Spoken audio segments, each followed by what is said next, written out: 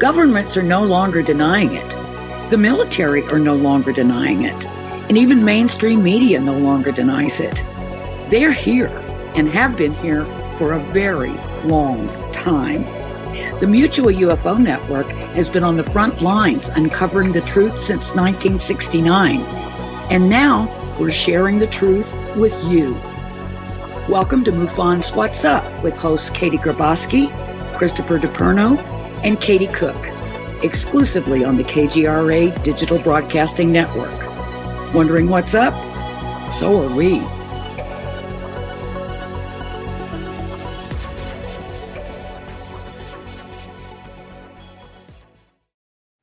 What's up? I don't know about all of you, but this week sure did fly by. Oh my gosh, I can't believe we're already at another Thursday night. Welcome to MUFON What's Up, the show that says discovery starts with curiosity and curiosity starts with MUFON. I'm so glad you're all here with us tonight. We've got a great guest for you, David Toon.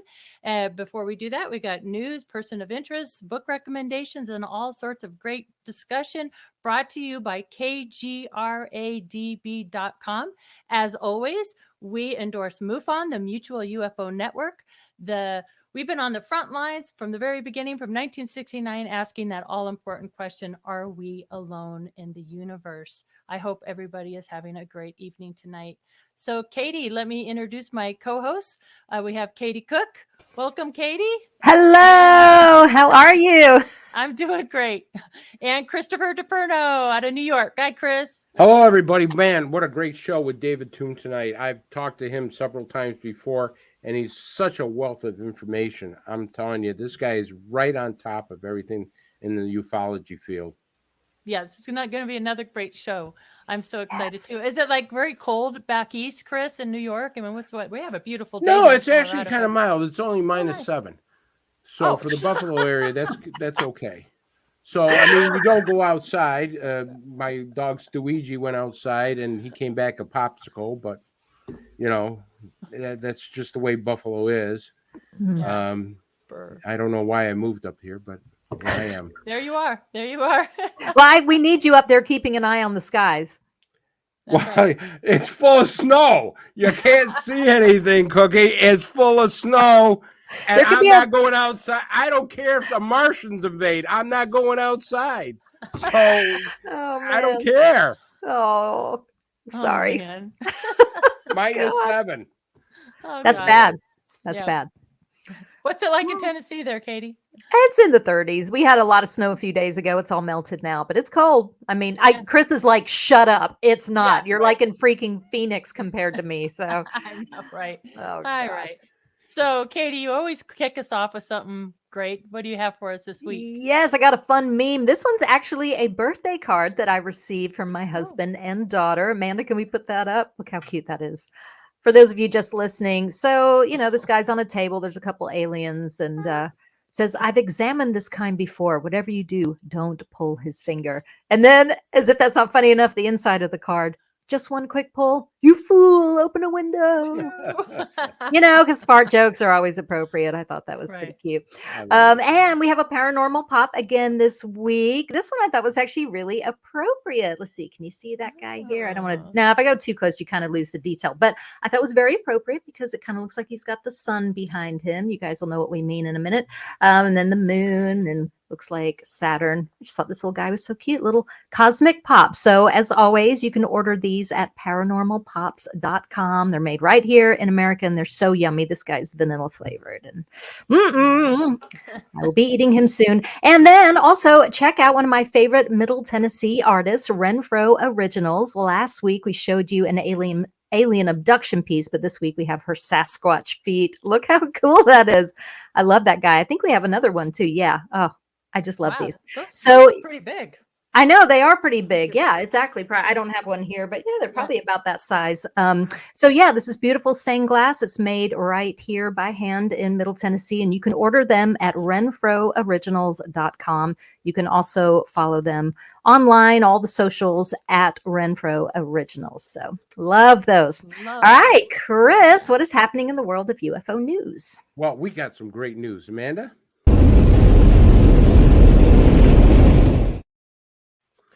All right. So our first story is about a Stanford professor says he's been testing materials recovered from UFO crashes, and he's not kidding.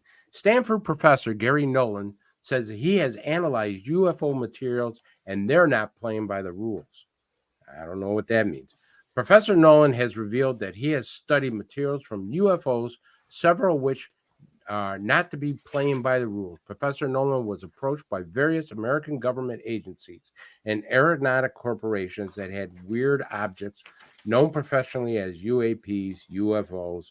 It's all the same thing. It's a crash saucer. But to everyone else, as UFOs, they needed to be looked at. Some objects he revealed are especially unexplainable, with 2 of the 12 UFO fragments he analyzed not playing by the rules. I keep saying that because he keeps saying it. Some of the objects are just lumps of metal. Mostly there's nothing unusual about them, except that everywhere you look in the metal, the composition is different, which is odd. The common thing about all the materials that he's looked so far, that none of them are uniform. They're all hodgepodge mixtures. Each individual case will be composed of a similar set of elements, but they will be non-uniform. One of the specimens he analyzed was an unusual piece of magnesium, said to be found at an air crash site in Brazil in 1957. That was a pretty famous UFO crash. When he analyzed the 2 separate samples from the same event, they were wildly different. But Professor Nolan isn't the only one working on this. Amanda, will you show that video, please? For years, the Pentagon secretly studied the seemingly impossible abilities of unknown craft captured in these military videos. Scientists now want to know if the materials used in these mystery aircraft allow them to do what they do. For years, one of the secret studies was carried out by BASS, a Las Vegas operation hidden within Bigelow Aerospace. Documents first reported by the I-Team show that BASS landed a contract with the DIA, and one of the objectives was to study so-called metamaterials, as well as futuristic technologies. It was a multi-layered bismuth and magnesium sample. Bismuth layers less than a human hair, magnesium samples about 10 times the size of a human hair, supposedly picked up in the crash retrieval of an advanced aerospace vehicle. Looks like it's been in a crash. In Las Vegas back in June, physicist Hal Puthoff came pretty close to saying that this weird wedge of metamaterial came from a crashed saucer, but he can't know for sure. Puthoff and his colleague Dr. Eric Davis are on the cutting edge of attempts to identify an assortment of bits and pieces that are seemingly beyond anything we can create. This one sample is engineered in layers thinner than microns through a process unknown on Earth and for a purpose we can only guess. Nowhere could we find any evidence that anybody ever made one of these. When we talked to people who, in the materials field, who should know, they said, we don't know why anybody would want to make anything like this. Astrophysicist Dr. Jacques Vallée has been analyzing mystery metals since the 80s, often using the technical expertise of Stanford University and Silicon Valley to unravel unknown samples acquired from all over the world. Vallée pointedly steers clear of any military funding, and he shared his findings at public conferences. Gotta tell you, if that isn't close to disclosure, I don't know. Hal Puthoff and Eric Davis are some of the 2 top physicists in the world. Cookie, what do you think? Well, it is really exciting research for sure. I mean, you know, me personally, I'm always more drawn to what experiencers are going through, you know, the feelings, how it changes their world. But, you know, for so many people, nuts and bolts, that's what it comes down to. They need this kind of proof to even be able to believe in all of this. So anything that gets us closer to that, I think is really, really exciting. Yeah. Katie, have you heard of this type of experiment? I haven't seen that photo. It's pretty compelling, the layers in that. And I think it's probably wise that they don't go for government funding or military funding for that. But I wonder, like, I was watching Admissible. I finally bought that this weekend, and I watched it with Jimmy Church and Linda Moulton Howe, and all that was really excellent. And something that kind of alerted me a little bit was like, I wonder, you know, how many big corporations like General Electric per se, let's say they were privy to some of this back engineered metamaterial and really profited from it, where it was withheld from other big corporations. That creates a huge problem. And I think it's part of the puzzle one of the small pieces why we still don't have big disclosure with the big D. All, you know, these people that were privy to some of this back engineered metal. So I find it all very fascinating. And I'm always like interested in, was there quasi crystals in there, or, you know, natural made aluminum and all that stuff. So I love that. I'm kind of geeky science a little bit, although I'm not very smart when it comes to that, but just enough just to intrigue me. So yeah, I think it's really interesting. Well, if you think that story was interesting, the next one's going to blow your mind. Oh, good. Extensive research on brains of people who've had UFO encounters has some interesting insight. Okay. A professor has been testing the brains of people who say they've experienced a UFO encounter. Folks, I'm not joking. Professor Gary Nolan, once again, has done actual analysis and research of human encounters with UFOs. This includes military pilots claiming to have UFO encounters, some of whom have suffered serious health issues as a result. Professor Nolan reveals that he was contacted by the CIA to analyze about 100 patients, mostly defense or government personnel or people working in the aerospace industry who have had UFO encounters. A reasonable subset of them have claimed to have seen UFOs, and some claim to be close to these things that got them sick. Professor Nolan studied MRIs of the brain of some of these people. The MRIs revealed damage in the middle of the basal ganglia. Folks, I don't know what that means, but it doesn't sound good. The area responsible for motor control and core brain functions, including intuition. Nolan said the damage should have killed these people, but they were alive. These are all so-called high-functioning people. They're pilots who are making split-second decisions, intelligence officers in the field, etc., etc. Nolan compared these injuries to those who have suffered from Havana syndrome. One of the patients had their encounter on the Skinwalker Ranch, and their brain damage was so extensive. Ultimately, his team learned the people who originally thought they were damaged and over-connection of neurons between the head of the caveat and the put of them. And sorry, folks, if I'm butchering these words, but I'm not a neuroscientist like this guy is.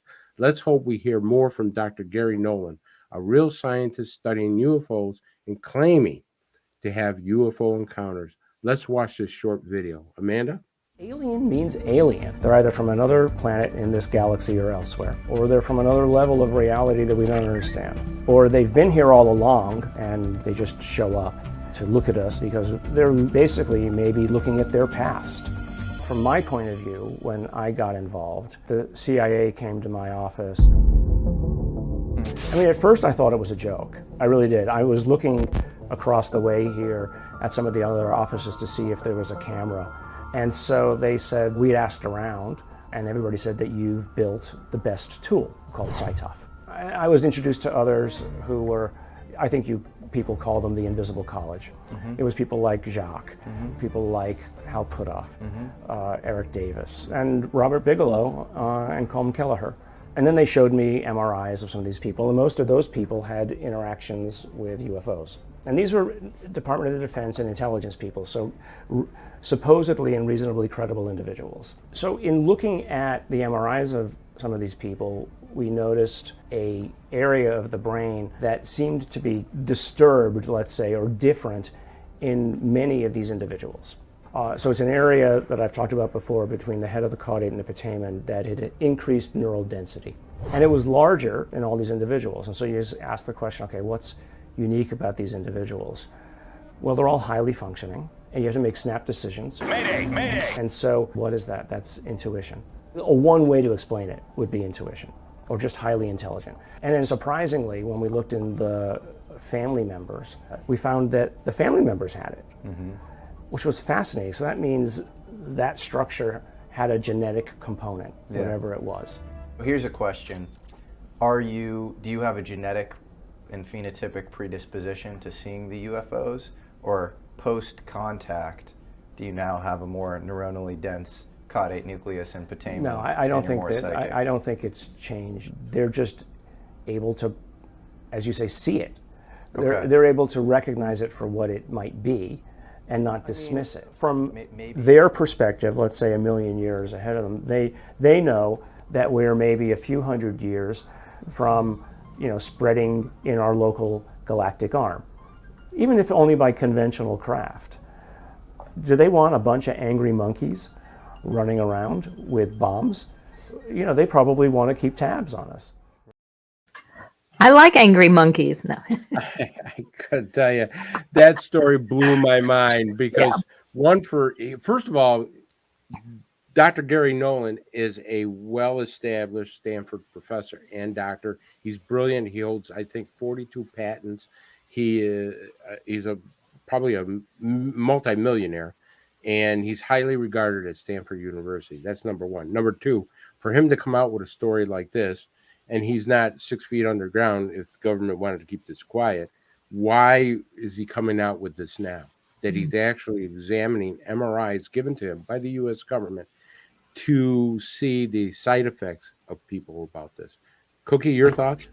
Well, I have a lot of thoughts. I'll go through them as quick as I can. I thought it was interesting that he touched on family members can also have this going on in the brain. That immediately makes me think about abduction or contact being, generational. He also touched briefly at the beginning on aliens potentially looking at their past when they're looking at us. We're going to have Michael Masters on as a guest, and we're going to be talking a lot about that because I find that fascinating. Obviously, it's so scary to think that you could have any kind of damage, but we hear this over and over again when people have close contact, if it's radiation or whatever. I always try to think positively, and there's a part of me that wonders if, what we call damage could just be stimulating another part of the brain. You know how one part of the brain can get damaged. We see this a lot in brain injuries. It's never something you want, but just trying to think positively, could it cause growth and stimulation in another area? I wonder if there's something being unlocked in these people that, we're just looking at it and calling it damage, but maybe there's more to it. I don't know. I don't want to oversimplify that. And then, he referred to them, the aliens, probably being millions of years ahead of us. I think we need to be careful not to do that. I think that's kind of something we all tend to do. Well, they're so far advanced, I don't think you can put a number on that because I look at our, how we've grown exponentially with our technology just in the last 100 years. I mean, the jumps we've had, I just think it's very hard to predict where society or culture is going, as far as technology. So I don't know. Thoughts? That's just a few things that really stood out to me in that. Right. Katie, what do you think? No, I'm right along with Katie on this too. I mean, that intuitive piece, the fact of the matter is that part of the brain is, it gets bigger. So I'm assuming they're more intuitive. They're quick to react. I find that very, very interesting. And you brought up a really good point. Like, when you lose a sense, let's say you're blind, your hearing gets really sharp. So like you said, are they fine tuning something and making certain individuals more intuitive and open to contact? I don't know. I think that's really compelling. I also, on the ranch, one of the things that happened to me when I came back from the Colorado Skinwalker Ranch, I was paralyzed and I couldn't speak and I had neurological. And from that night on, suffered severe migraine headaches, which is neurological in the brain. And somebody actually came up to me after a conference and said, did you ever connect that to? And I was like, well, not really, but it would make sense if there was, and you hear that sometimes with contactees, that they'll get those. So, yeah. I'm so glad somebody's finally looking at the brain and really studying this. That's so exciting to me. Holy cow. Well, he published it. So, I mean, it's out there for people to see. It's not anything that he was told to keep secret. Right. I don't have to worry because my wife says that I don't react to anything. So I don't think the UFOs or any aliens are going to want me. And that's the two stories there. Wow. Good ones. Wow. Very good. What about, did you get a person of interest this week? I did. Let's just keep it rolling. Amanda. So our person of interest this week is Sergeant Clifford Stone, alien investigator. Sergeant Clifford Stone was born in Portsmouth, Ohio, a specialist sergeant in the U.S. Army. Sergeant Stone was a UFO researcher and a whistleblower. Sergeant Stone spent 22 years serving in the U.S. Army, where he says he was covertly assigned to elite UFO crash retrieval teams known as Project Moondust and Blue Fly. Sergeant Stone was unique among those experiencing and investigating UFO and ET phenomena, assigned to an extremely elite and secret group that was rapidly dispatched to crash sites in order to recover UFOs, the deceased bodies, and the artifacts. Initially, Sergeant Stone was assigned to an NBC team, Nuclear, Biological, and Chemical Retrieval at Fort McClellan in Alabama, and did some regular assignments until he was called for retrieval duties. Besides his Army service record, was manipulated and excluded all his UFO recovery activities, showing him as a typist. Since his retirement from the Army, he has devoted his time to search government archives. Sergeant Stone claims to have knowledge of that intelligent life is visiting this planet in crafts capable of traveling distances of many light years very quickly and effectively. Further, he stresses that our recovery of these ET crafts and artifacts have allowed our government to make staggering scientific gains of great potential benefits to the world. He maintains, as many others do, that this information is held in deep secret programs beyond constitutional control. Despite the end of the Cold War, these black projects have continued to keep these information discoveries to themselves for motives only known to them. Sergeant Stone revealed in an interview that during the 1960s, the U.S. Army has been in contact with over 57 different ET races that have been visiting Earth for a very long time. Wow, 57. He said that many species look like humans, but their eyes were slightly larger and had black irises.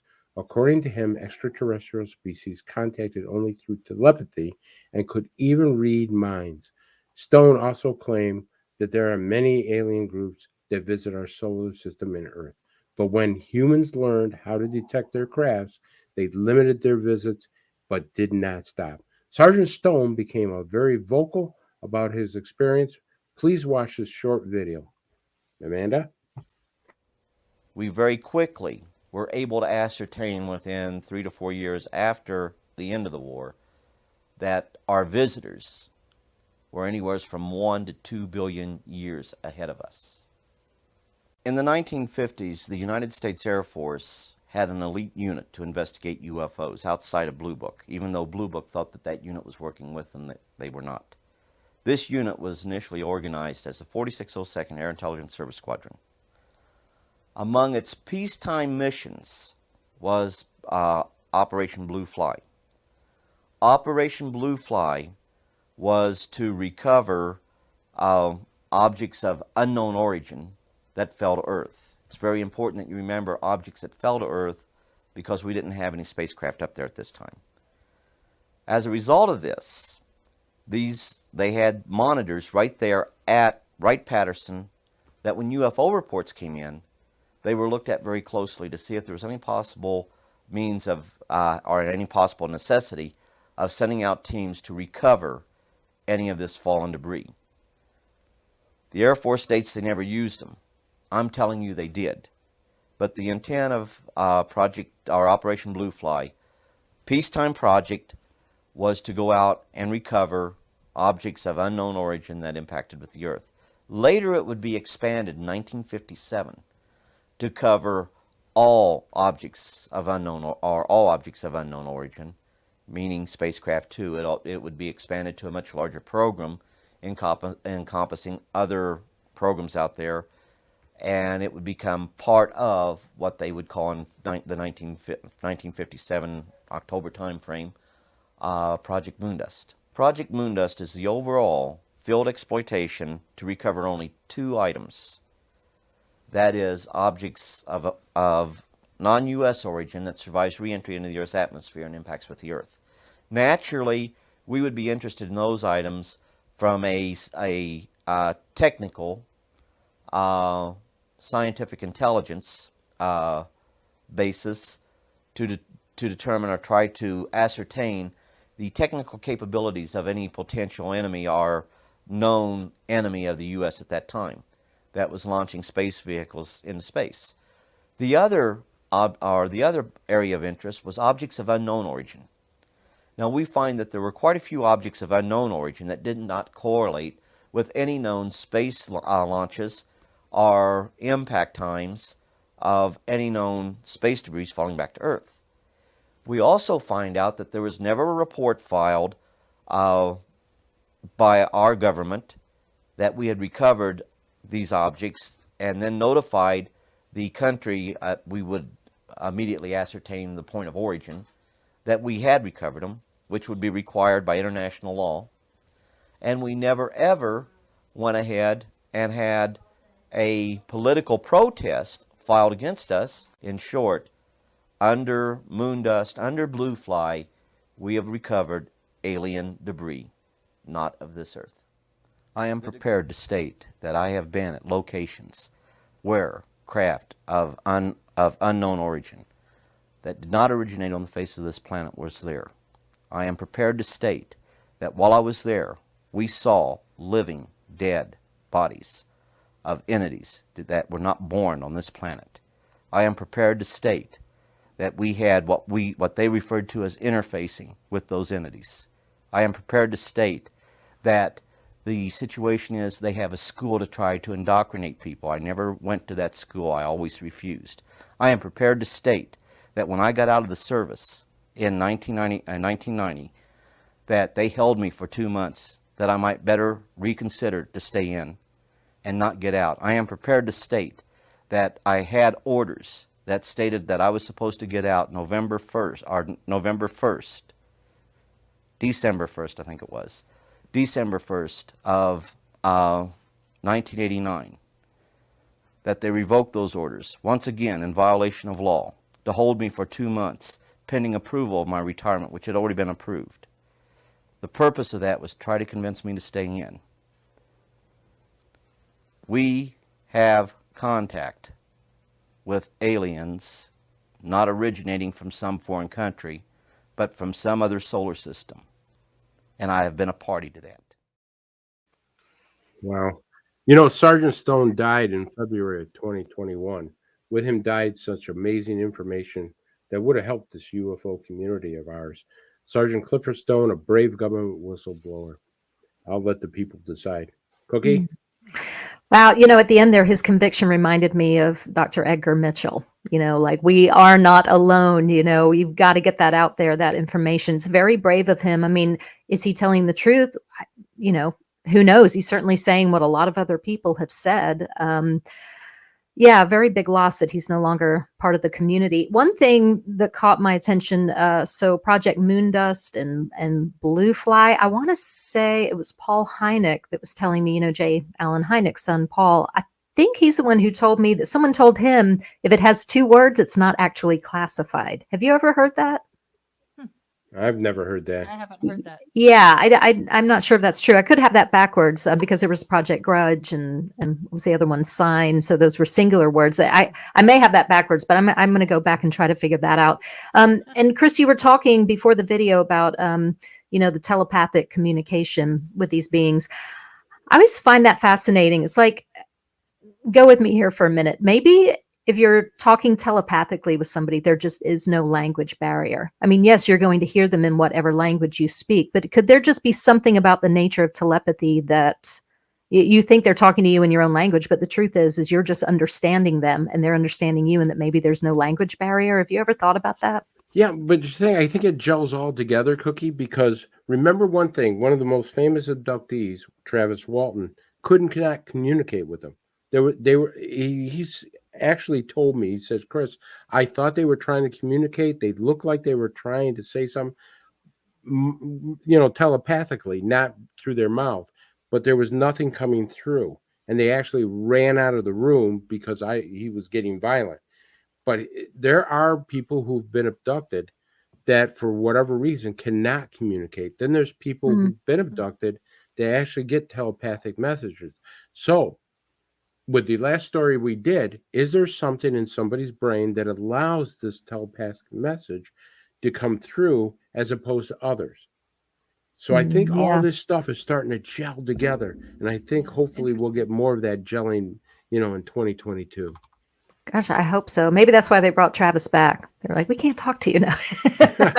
I love you, Travis. I'm totally kidding. The other thing that stood out, the government, if they are getting this technology from these beings and they're not willing to share it with us, maybe they're sharing it with us in some ways that we don't totally understand. But, maybe that's something people that have regular contact and they're okay with that and they're willing to continue having regular contact, maybe they need to ask for as much technology, science, whatever they can gain, from this contact, and let's put it in the hands of the people more. I think the more people come out and talk about what they're being exposed to, what they're learning from these beings, then the government can't shut everybody down.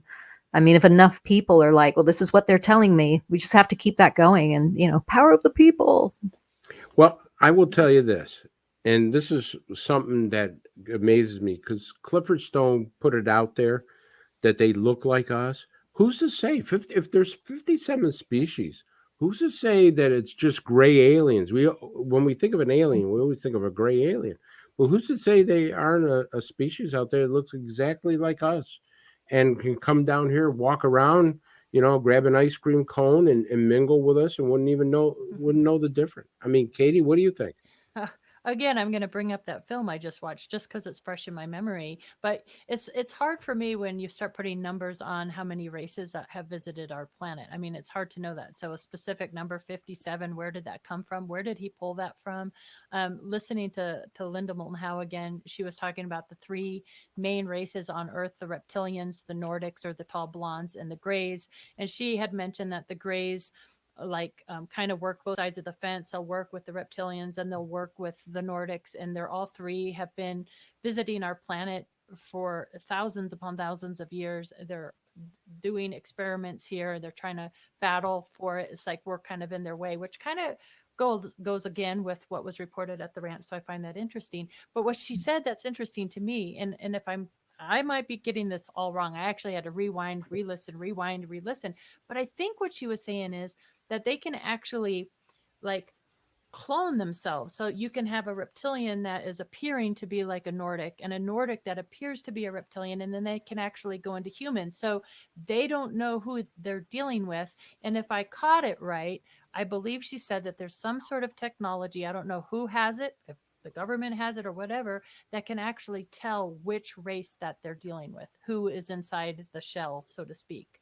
Isn't that bizarre? So everything's all mixed together. So they're all disguising, and so it works with screen memory. Yeah, or screen memory. So it's like these little bits again coming out. And then last night we watched on Showtime, there's a great JFK, the new information that came out. They're basically in that documentary saying that CIA was involved. So did I distrust the government before? Yes, but they've been lying to us through Roswell since 1947, through the JFK assassination, it's just wow. I mean, I have no trust at all. Well, and sorry, go ahead, Chris. No, go ahead, Cookie. I was going to say, if they do have that technology where they can tell who somebody really is, they should definitely share that with humans on dating sites. I think that would come in really handy. It would help a lot of people. So don't be holding back, government. That ain't cool. The aliens are trying to help us out there in the dating world, and you're blocking them. Not cool. Yeah, but what happens if they turn back into a reptilian? I mean, if I'm not single, of course, because sometimes I think my wife is a reptilian.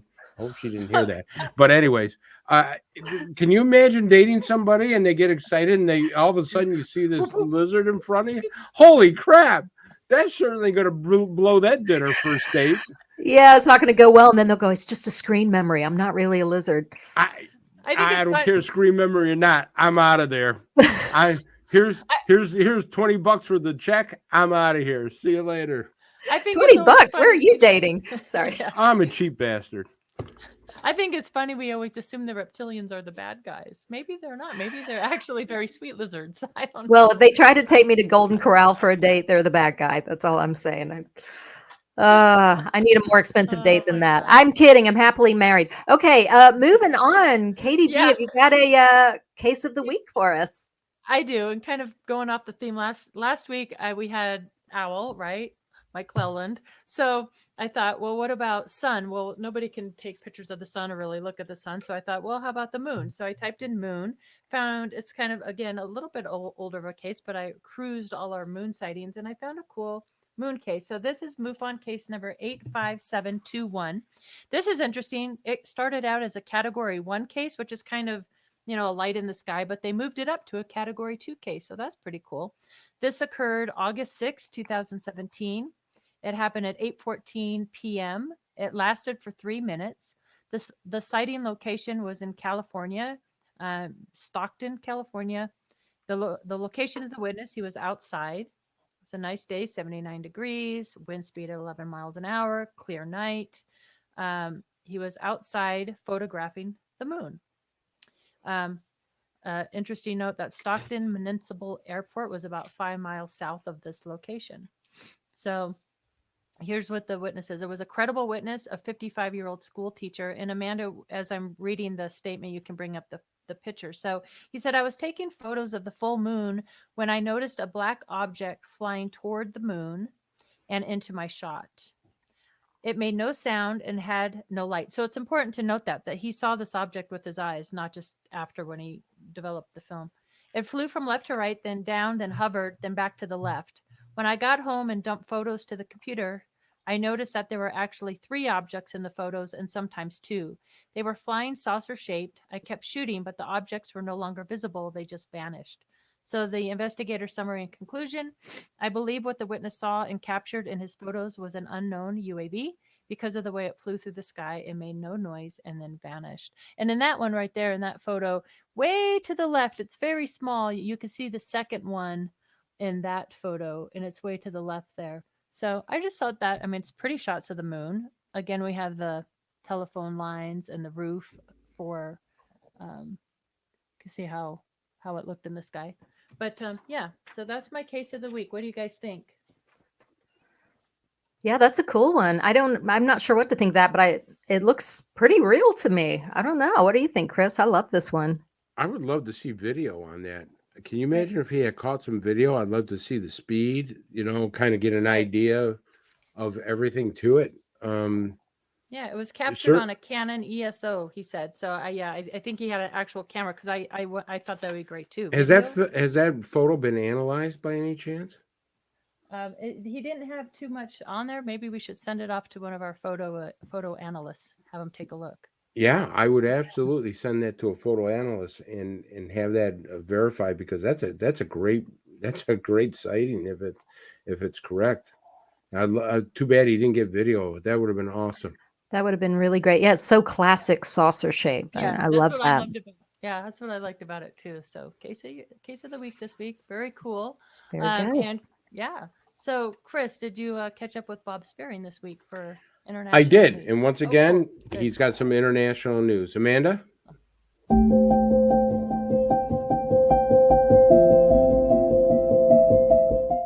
Hi, everybody. This is Bob Spearing. I'm MUFON's Director of Investigations International, and I'd like to thank Chris each week for letting me come on and show a very interesting case, most of the time with a video or at least a photograph.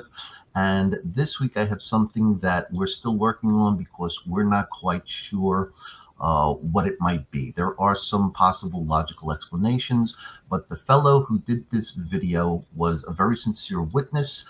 He was investigated by one of our longest running field investigators, whose badge number is 6,000, 25,000 before me, and he did a really good job on it. I'd like Chris to roll the video, and then we'll discuss what the fellow may or may not have been seeing. Chris, roll the video.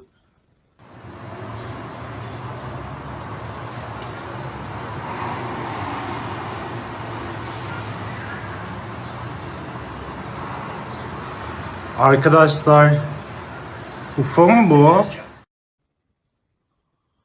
Okay, that's actually just a short clip. The fellow actually submitted 7 videos. You can see them in their entirety on YouTube, because he also posted them on YouTube.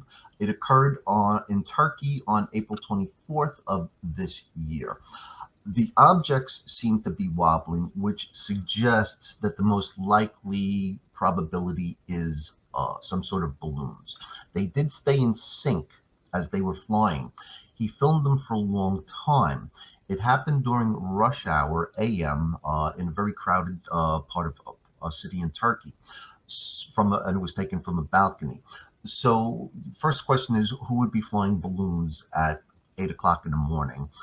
Second, and most importantly, as we've gone through the CMS within the past 2 months, we found 2 other videos that are eerily similar, where there is a black object that seems almost pancake, almost like a blood corpuscle, and it's waffling through the air. Again, the most likely scenario is a balloon, but because we have several other similar videos from Australia and somewhere else in the world, but we're going to investigate this further. So right now, the jury's out on this. I tend to think it will be an IFO, but in the meantime, we're going to keep looking and investigating it further because of the other 2 sightings that are incredibly similar.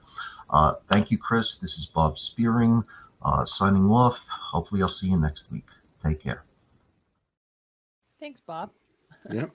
You know, he's incredible because he's so analytical. I mean, he takes this and he breaks it down so well that, I mean, he could take a look at a case and does an amazing job on every MUFON case that he gets. Every time I talk to him, I'm so impressed. Yeah, I'm impressed that they actually take the time to go in and look for other videos that matches that and is like holding off, like, wait a minute, let's not just jump right into that. It's a Malar balloon. Let's hold off. So that's kudos to them for doing that. For sure. And sorry, go ahead, Chris. I was going to say, Cookie, you've been feeling crafty lately. I've been wanting to ask you that. Why, I have. That's interesting that you would ask. Yeah, I've got a fun one for you this week. Amanda, can you roll that? You know, I had always wanted to learn how to throw pottery, so I decided to take a class last year. Now, of course, as you can imagine, they wanted us to learn how to make mugs or bowls or perhaps a nice flower vase. Well, I tried, but I just couldn't help myself. Yep, I have to turn mine into a UFO. I'll admit I got some funny stares from other people, and my teacher may have been a little disappointed in me at first, but honestly, it turned out pretty great, and by the end, I think I had everybody on board. Excuse the pun.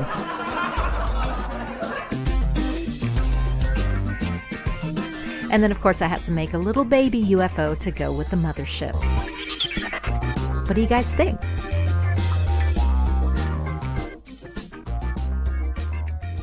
That's your Crafty Cookie Pottery Edition. I think Katie can go into business. That's my favorite one yet. Really? Yeah, I want one of those baby incense burners. I would buy one. You can take them to the conferences and stuff. Like, I know, right? Well, let me tell you, unfortunately, I'd have to charge like $500. Throwing pottery is so difficult. Have you ever done it? No. I have Right? actually. When I went to Cortland State, I had to take an arts class. And the only thing that was open was pottery, and it's the only course I failed. My professor came to me and says, "Forget about doing this. I'll teach you how to bet on the horses, because you stink at this." I tried making an ashtray, and I couldn't even make an ashtray. Well, it's really hard. It's really physical. I mean, if I did it all the time, my arms would look amazing because it's so physical. But, you know, I just always wanted to learn how to do it. And of course, in my head, I just dreamt of making this giant UFO, you know, like this huge piece for my coffee table. And I got in there and I realized how freaking hard it is to even make like an ashtray. So I'm actually really proud of myself for even getting those made. But, you know, the teachers, you know, in any kind of art class, they kind of have to have the one thing they teach you to do so they know they've done their job. And you know, they just kept saying, you've got to be able to do a cylinder. We can't graduate you from the class. And I was just like, finally, I was like, okay. So I did the cylinder, and then they weren't looking, and I was like, no, it's a beam for a UFO. And I mean, you know, they kept walking by and they're like, what kind of mug is that? What are you doing? But I was really proud of it in the end. It was a lot of fun. But yeah, it's time consuming. I have a whole new appreciation for pottery. I'll just say that much. Yeah, I learned how to bet on the horses during that class. So because I stunk at pottery. Yeah. And stuff. And I wasn't very good at betting on the horses either. So, oh dear. I mean, thank God I got a non-complete on that one. Oh no. Speaking of selling things at conferences, because I don't know, I think you could go into business personally. I love that. But speaking of conferences, do you have a conference alert for us? We do. Amanda, you want to roll that? Here's your conference alert. Coming up March 19th to 27th in Las Vegas is the UFO Mega Conference, a conference for minds fascinated by the unknown mysteries of our vast universe and committed to the Great Awakening. Check out more details at ufomegacon.com. Be sure to check out the 34th Annual Ozark UFO Conference in gorgeous Eureka Springs, Arkansas, April 8th to 10th, 2022. They always have great speakers and vendors, and Eureka Springs is an amazing place. And it's not too soon to make your plans for the MUFON 2022 Symposium, taking place in Denver, Colorado, July 8th to 10th. Mark your calendars and plan to join your fellow ufologists for great lectures, learning, and networking. See you there.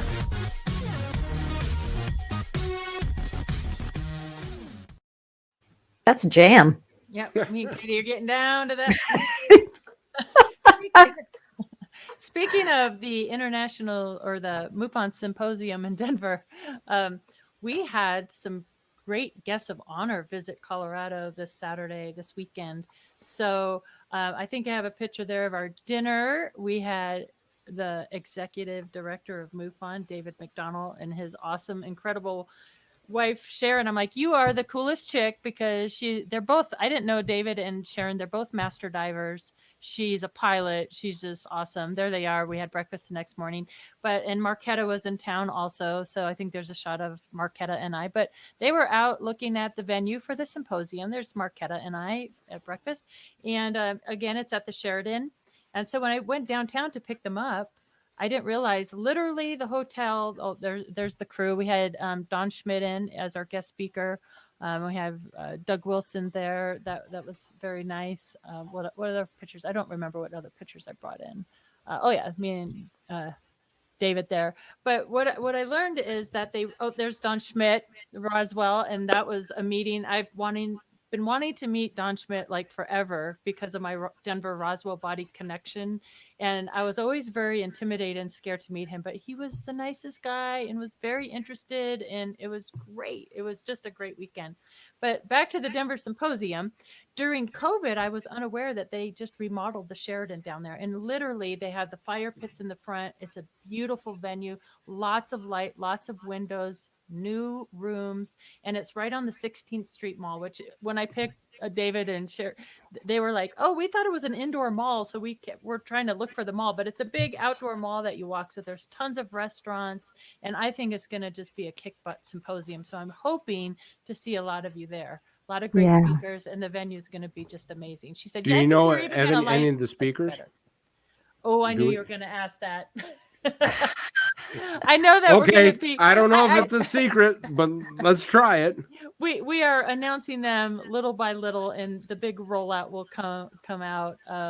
So I don't want to say anybody that hasn't absolutely. I know Don Schmidt will be one of them, but I don't want to say something and then we don't have them 100% on. I do know though that our excursion will be at the United States Air Force Academy. There's going to be a film shown and a private tour.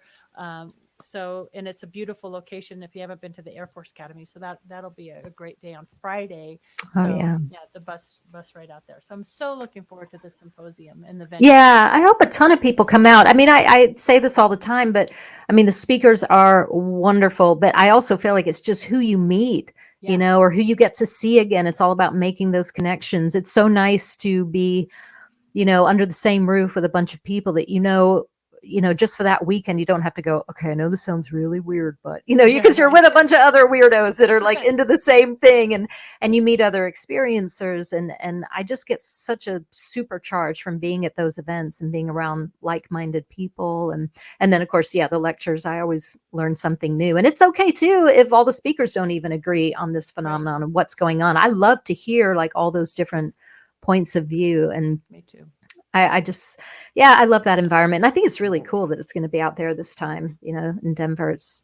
That's just going to be a really great environment. Are you going to get out there, Chris? I think we're all going to try to go, if right? I don't get beat up on an airplane, because everybody's going crazy on airplanes, I definitely will be out there.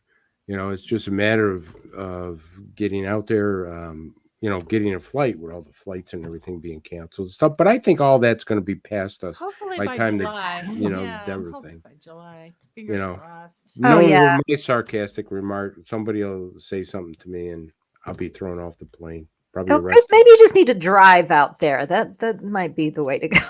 Might be a good idea. Or maybe have your wife fly with and she can just tape your mouth shut. And it's just a few hours. Absolutely not. That's my safe haven. Where are you going with that? I hope she's not listening to that, because then she'll say, I've never been to Denver. I think it's going to be really, really cool. It's always a good hang at the MUFON symposium, all those symposiums, all the conferences. Just get out there, people, meet your fellow ufologists and exchange ideas. I think it's a really healthy thing to do for sure. Yep, and you learn so much from them. Yeah. Every time I go to one of these symposiums, not only do you meet the people, but the interaction that you get. Somebody will say, hey, Chris, I've been studying this. Did you ever? And I go, I never even heard of that before. And then you start getting that idea, and you exchange so much information that you walk out of there with your mind just blown. Yeah. So true. So true. Absolutely. Do we have time for a book recommendation this week? Yeah, I think we do. We've got a few minutes till break here. I want to recommend this week Cheryl Costa's book. She wrote this with her wife, Linda Miller Costa. It's UFO Sightings Desk Reference, United States of America, 2001 to 2020. This is a great book for those who really love stats. Obviously, MUFON's got the CMS system, which is a huge bonus, of course, to becoming a field investigator, is having access to that. But this book is also a really great one just to have on the shelf for reference. Cheryl's also one of my favorite interviews that I have ever done. And I wanted to show you a short clip from a couple of years ago when we were talking about her finishing this book. Amanda, can you roll that?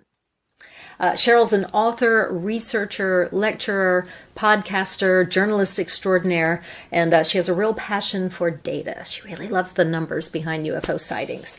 She's a native New Yorker. She had her first UFO sighting with her family at the tender age of 12.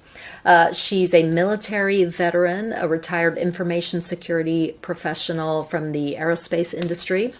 And she went on to write the wildly popular UFO column, New York Skies, for the SyracuseNewTimes.com site. And if you look her up on Amazon, you'll find all kinds of things that she's written. 2012, I retired from Lockheed Martin after 32 years, and I was working for a newspaper. I looked on the web, and I looked at CNN, see if anything was going on, and there was this little sidebar article that said, UFOs have been declining since the 1980s. Maybe they were always just an urban legend.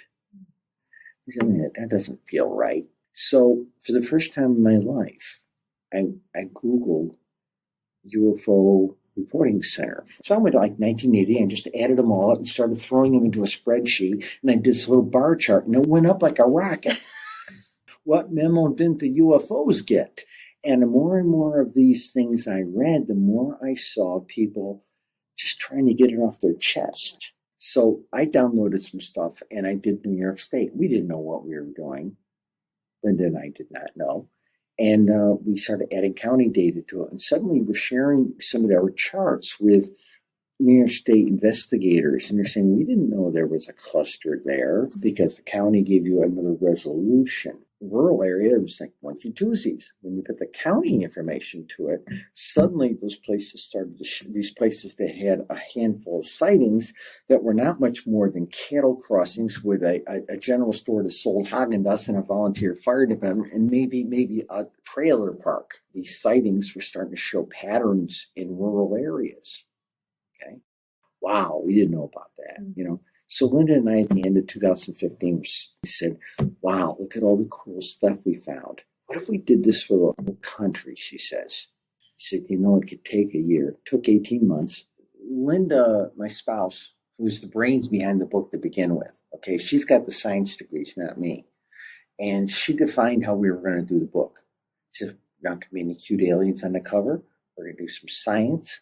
We're going to do it like an epidemiology study and study clusters, distribution, frequency, shapes. And there's not going to be stories or anecdotals. Like everything else is always a story. We're going to publish data. In fact, I showed a couple sample pages to Stanton Friedman about 6 months before we published. I showed it, and he started flipping through the 6 or 7 pages I get. It was kind of laid out like a chapter, and he looked at it, and he stood up, waving the papers in the air. Somebody's finally publishing some data. Who are they? Where they come from? We don't know that. We don't need to know that to study the phenomenon. That's what we've been doing here. Nobody's New York Times said nobody's ever published a book of statistics before. That's what impressed them. A New York Times reporter took this thing to his editor and dropped our 2.5-pound book on their table. And the book's got charts, graphs, and tables. It's got all the charm of a bank ledger. But he says, some old ladies in Syracuse did the science. So if people want to open it up like a phone book and find their town in there under their county, it will be possible. I love her. What a great interview. She is so funny. Oh my God, that was just one of the most fun interviews in the world. But so much work went into this. And again, I just think it's a great resource to have, the idea that you could just open it up, like she said, like a phone book, and go, okay, well, I want to corroborate this and go right to that sighting. I just think that's fantastic that they put that together. Yeah. So much to be learned.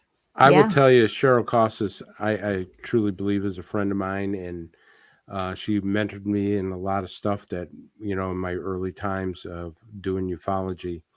And she is just an encyclopedia of knowledge. Not only does she put that statistics together, but the lectures she gives are unbelievable when it comes to ufology. I mean, she is just right there with info. You can ask her questions. She knows, yep, they're there. And the nice thing about Cheryl is when she turns around and says to you, I don't know, you'll get a call about a week later, because she'll research, and then she'll come back and say, hey, I found out the answer to your question. No, great ufologist. Yeah, she's pretty dogged, and she's super cool. So great book recommendation. All right, so we're just about ready for break. When we come back, we have our special guest coming in with us, David Toon. So stick around, and we'll see you in a few minutes.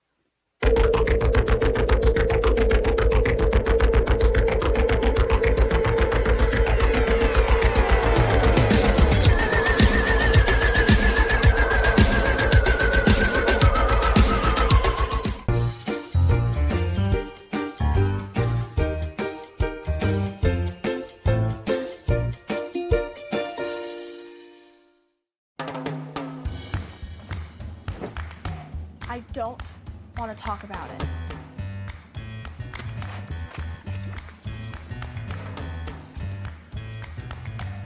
I don't want to talk about it.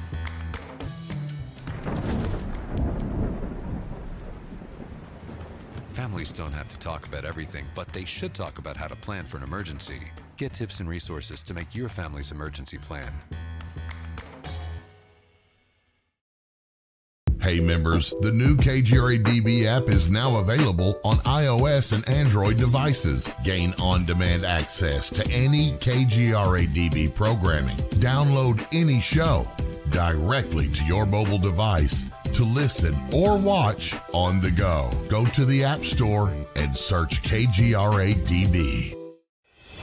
Welcome to the new KGRA digital broadcasting website, thekgradb.com.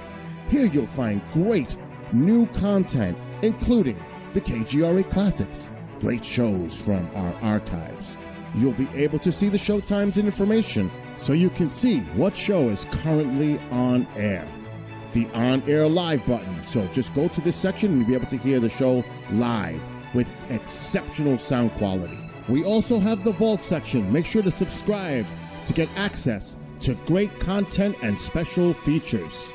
We have the make content for our latest news and events, so make sure to sign up and you can be part of our forum. So make sure to check out the new KGRA digital broadcasting website, thekgradb.com. We look forward to seeing you there, and we hope that you enjoy the new website.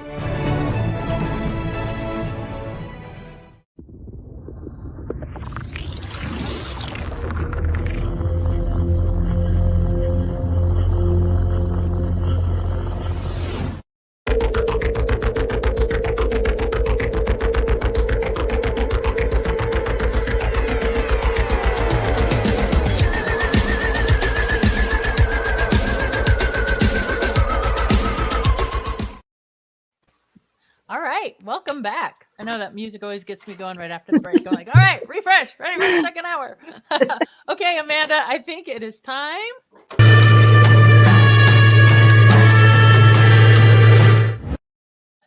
Our guest this week is David Toon. So I met David speaking at conferences and meeting people. I met David years ago at a symposium, and then we had him out for Colorado MUFON. So I consider David Toon a friend. David Toon works as a project manager conducting research for the Federal Aviation Administration at Embry-Riddle Aeronautical University. As a next-gen staff member at the Florida Testbed Facility, David manages FAA projects aimed to improve data flow and communications within the national airspace systems for his day job. At night, he moonlights with MUFON as Florida Chief Investigator, assisting and training other field investigators in the art of UFO investigations. David was born and raised in Phoenix, Arizona in 1961 and left there in 1984 to join the Army as an electronic warfare intercept systems tactical repairer, 33S, within the military intelligence branch. After spending a little more than 5 years in the Army and as a new staff sergeant, David applied for the Officer Candidate School and the Aviation course and was accepted into both schools. The next 17 years were dedicated to flying UH-1 Hueys, OH-58 Kiowa, and the AH-64 Apache helicopters. I hope I got that right. And that included commanding an attack helicopter company command and conducting staff work up to brigade level. After a single combat tour in Iraq from 2004 to 2005, David retired in 2006 as an aviation major, but went immediately into overseas contracting in Iraq and Afghanistan for another 7 years. Thank you, David, for your service. David earned a bachelor's degree in liberal studies while in the service, but in 2013 decided to acquire a second bachelor's degree in unmanned aerial systems, drones, at Embry-Riddle Aeronautical University in 2015. By 2019, David had earned 2 Masters of Science degrees, one in human factors and the other in aeronautics with space studies. It was during his time at Embry-Riddle in 2015 that David joined MUFON, turning his childhood UFO curiosity into a pragmatic approach to the subject. Using statistical analysis in his university studies, David was able to show the UFO appearances near the Stereo A satellite were measurable and displayed in intelligent timing. His thesis paper was accepted by the university and returned with an A for his master's graduate capstone project for aeronautics. David's favorite hobby and passion is UFO hunting in the NASA Solar Satellite Archives online, and to date, he has collected more than 60,000 unidentified objects found within those images.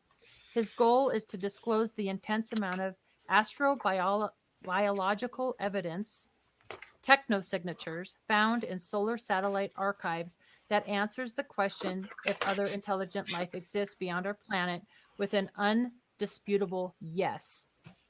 He's working on a website called solarsuspicions.com. It's in its beta stage right now and is anticipated to be available for all of us sometime in March of this year, 2022. Welcome to the show, David. How's it going? Can you hear me okay? Can hear you great. Perfect. Can hear you great. I would just like to kick off, you're chief investigator there in Florida. Tell us about, MUFON, Florida MUFON. What's going on there in Florida? We're busy. I don't know if you had a chance to see the monthly stats, but we pull through an awful lot of cases. Keeps us either number 1, 2, or 3 every month. So being surrounded by water, I think we pick up a lot of USO action as well. So we're super busy over here, and I enjoy it. And it really it started in 2015, as you were saying, Katie. It culminated when I came across something in some satellite imagery, and I couldn't answer the question. And it was about the same time I joined MUFON in hopes to expand my exposure to the field, because I was pretty sure what I saw wasn't an asteroid or a comet, and needed to get near some folks who had experience with it. And so that drew me into MUFON as a member back then. And a couple of years later, under the tutelage of John Gagnon, who unfortunately passed away last year, he set me up to be the replacement investigator, chief investigator for Florida, because he was just a wealth of knowledge. He'll be missed sorely. But it just compounded my interest, even more so seeing all the cases come in and working with all the field investigators. And we have a great bunch of field investigators in Florida. I'm sure every state does. I just know this family down here is tight. And we work together. If I can't figure out something, I'm giving somebody a call. And likewise, it's kind of nice. So we stay busy, and we have a few cases each year that just make your head swim a little bit. Of course, there's a lot of unknown cases that come through, but when it comes to statistically doing the analysis, those are hard only because there's not a whole lot of data that the witnesses bring to us. Sometimes it's a fuzzy picture. Sometimes it's a out of focus video. And it could be something, major. It's just hard to really make those conclusions that it's other world. But every now and then, we'll do the analysis part of it on cases that have enough evidence to put together. And I did 2 of them just last year that were exceptional when it came to the craft itself and speed. I was fortunate enough to draw one of the cases where a family was out back, and the dad looked up and was videotaping with his kids in the back. You could hear the kids playing around. He said, "What is that in that cloud?" And he held his camera, the phone camera up there, and he captured a little white dot that was going kind of behind the cloud and back out, and wasn't moving too fast, but it was unusual because it wasn't moving with the cloud, like an errant balloon or something. And as he sent in a couple of video clips, it turns out there were other white dots about that same size that you can't see normally through the video clip that he sent in. But when I put it on Adobe Premiere Pro and slowed it down and enhanced the background, we were catching movement of other dots associated with that one, and came up with, I believe, a speed of about 3,200 miles an hour, given the distance and the how many frames it went through. It was incredible. I hadn't had anything since that time last year that dealt with speed like that. Wow. And then we had a second one where we had 4 or 5 objects right over the Gulf of Mexico, right off of Tampa. And we had 3 different witnesses send in the same pictures and videos of these look like orbs in the skyline, about 20 degrees elevation due west, and doing some triangulation of each one of the locations of the cameras onto that particular sighting. We had calculated the objects were actually not anywhere close to Tampa, but more like 20,000 feet in the air and about 150 miles away. It was incredible. And I had that verified with one of the state directors. I don't know if it was Kentucky. I forget who I was working with at the time. Her husband is a physicist, and he went through my numbers, and I was close. I had to adjust a few miles here and there based off of his calculations, which I passed math. Don't get me wrong, but I'm not a math genius. I just know when to start asking for help. That's how good I am. So he verified the same thing, and it was very interesting, and it's on YouTube as well. So we've had a couple of fun ones that I personally got to work on in Florida this last year. So we're busy. Yeah. Oh yeah. That's a good lesson for field investigators out there. Just real quick, hang in there. I know we get a lot of lights in the sky and satellites and Venus and whatever, but every now and again, those good ones come across. So, yeah, they're there. You just have to do the math, so to speak. If you're good with diving into the evidence and extracting it, that's the kind of fun evidence I like to play with. It's something we can calculate. Oh, yeah. Well, it sounds like you're pretty good at math. I wouldn't knock your skills there. Didn't you get a degree in unmanned aircraft systems? Yes. Okay. So when you talk about an object that's going at just that insane speed, the first thing we think is that, how could anything flesh and blood, even live through that? And, it does, you have to wonder if it's not some just sort of artificial intelligence, whether or not there's anything even really in the craft, who knows? Do you have thoughts on that with what you've seen, especially with what you've seen? And we're going to get into all of that, these objects near the sun, just the heat alone, it really makes you wonder if anything could actually be inside piloting these crafts. That's a really good question. My first inclination is I'm looking at their drones, an orb, really. There's some of them are small, some are large, but I don't see them as having occupants, just because of the nature of the maneuvers that are happening. But because I'm a biological person, I think in biological terms in the physics that we deal with here. So I may be way off. I've never been abducted. I don't know what the inside of a craft looks like. I don't know how they maneuver with bodies inside. All that said, my first thought is it's a drone. So you're right in that sense. And speed is just speed. Humans can handle any amounts of speed. You just can't handle the turns that these guys do. So that's where it gets interesting and physically challenging. That if there's literally a cocoon of gravity of composition where everything's stabilized within the environment of these craft, then it's above me. I don't know, but I first think it's probably a drone just collecting data. Sure. If it's small and doing some high-speed maneuvers. I would imagine if you took a sharp turn like this and you were inside, you'd be grape juice. Yeah. I got to fly some fun aircraft, and I got to fly with the Air Force guys. We sometimes do joint operations. And it was fun watching them come in and play, because they would play pretty hard.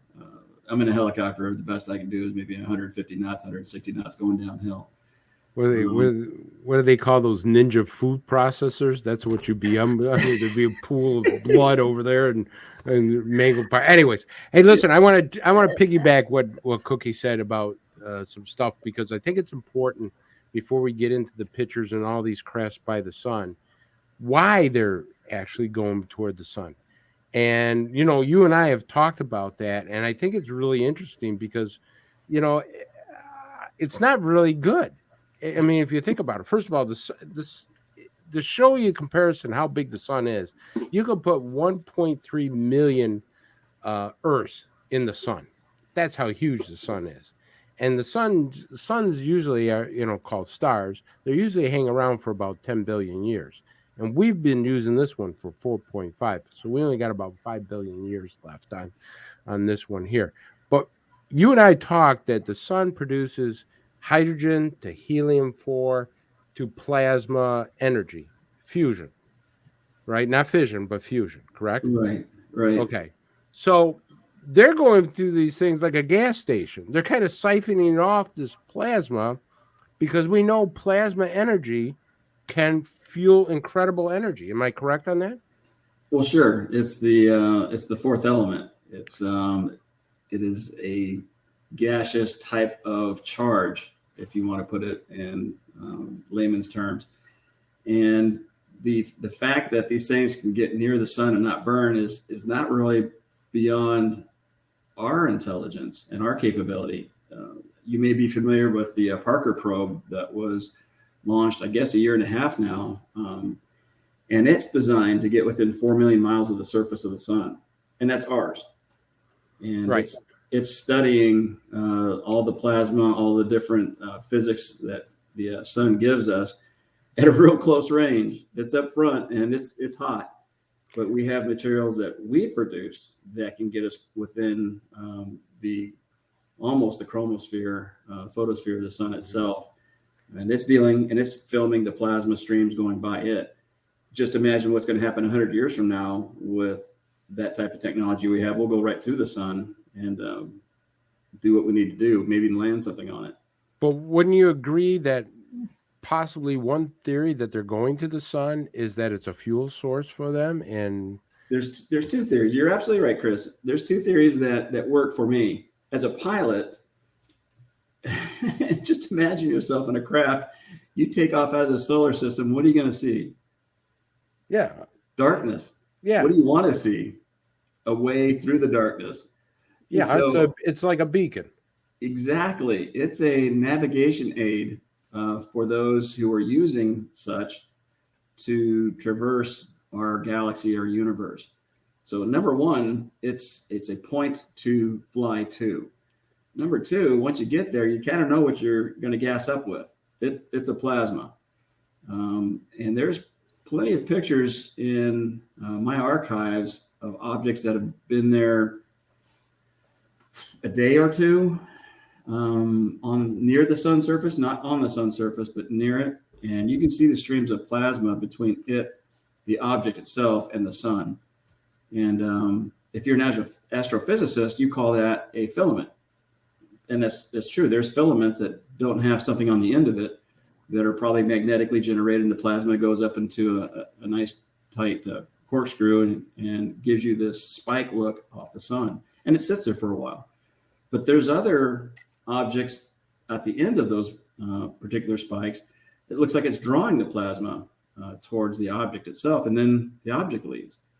So what astrophysicists don't talk about is what those off-sun objects are. And that's where astrobiologists come in and say, well, that filament may have been created by an intelligent craft or, some type of probe, so to speak. We don't know what it is exactly. So when I started coming across objects in the NASA satellite imagery archives, that was one of the things that struck me first. You're right, Chris. What are they doing here? It's like a quickie mark. You stop, you're getting some gas, you grab a couple of cows to snack on, and away you go. Yeah. We're a quickie mark to them. It's a big one. It's a big one. Yeah, and it seems pretty hostile. I mean, prominences, and I mean, like, whoa, like, okay. So let's back up a little bit here. I kind of want to, before we get into like sensors, and I know they have sensors out there, right? So what was your first, I mean, what did you see that kind of made you go like, wait a minute, what am I looking at here? Can you walk us through that a little bit? Because I was going to class. It was January 2015. I was going to class, and our class was about to start up, and I was looking at the little weather loops you see on the weather radar charts where you get this 4 hours of clouds movement. And I opened up the Florida section for the weather I wanted to see because I didn't know if I needed an umbrella that day or not. Because Florida, you never know when a storm comes up, and sometimes you can see them coming up. So this little weather loop showed Florida completely clear as a state. And I'm like, wow, I don't need an umbrella. And as I watched the 4 hour loop go through, I saw 5 macro bursts just appear, round circular clouds just appear and then disappear within the 4 hour loop. Now, as a pilot, I know what a microburst is. That's anytime you've got a downdraft of air suddenly, and usually it's in a column, and it can do some damage, especially if you got weather events associated with it. They'll knock a lot of stuff around. And they're normally a couple miles wide, maybe. These were 50 to 100 miles in diameter when they started and then ended. And it was 5 all along Florida. It almost looked like random places. And it caught my attention because there's no way you can synchronize 5 macro bursts, if you want to call them that. So I figured maybe I should go to spaceweather.com and start looking around. So I opened up the website and started looking at the daily CMEs and, all the sun weather that was happening, see if we got hit with something, where it could have put pressure in the atmosphere at 5 different places. And I didn't see anything prominent, like, coronal mass ejection coming off the sun and causing all this disturbance. But I did see a couple of strange shapes within the 96 images for that day. You hit the little movie and see it move across. So I slowed down the movies and grabbed those images. And even though I was in human factors at the time, I ran upstairs to the astrophysics guys and walked in with my 10 pictures. And I said, is there a professor up here who can help me with answering some questions? I got some stuff off a SOHO satellite. And some guy wheels his chair out into the hallway and he goes, I do SOHO. I'm like, I'm in the right place.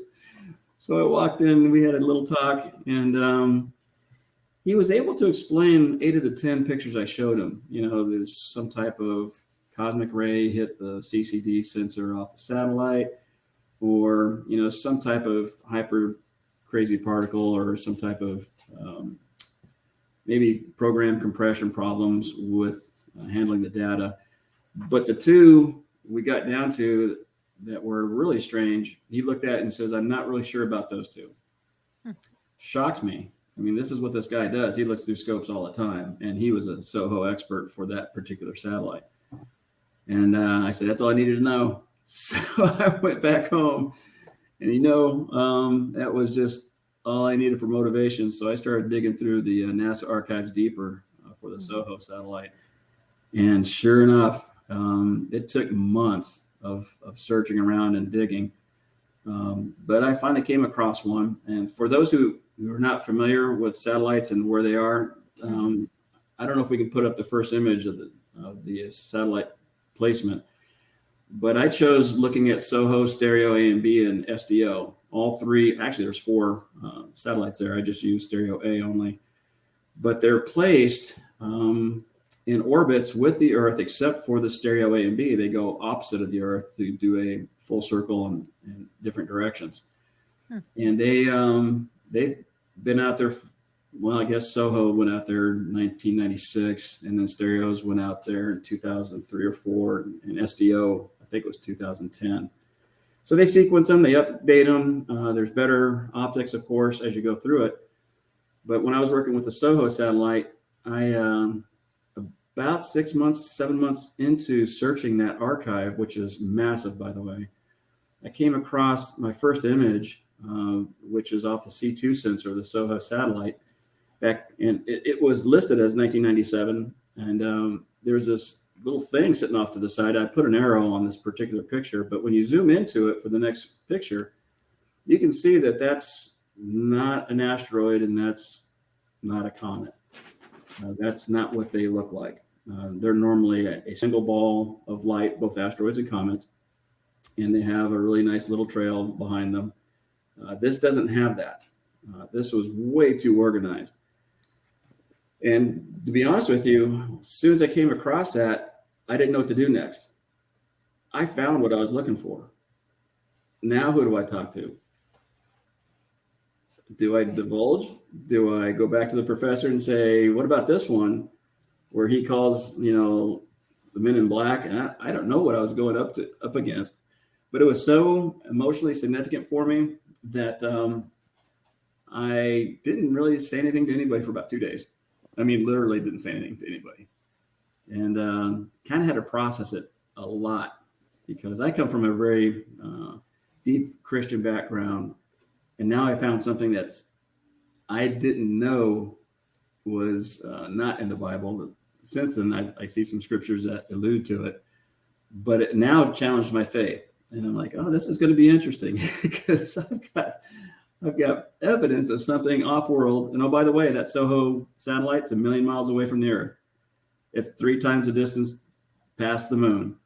There's no debris. There's no nothing out there for this thing to run into. It's just it and the sun.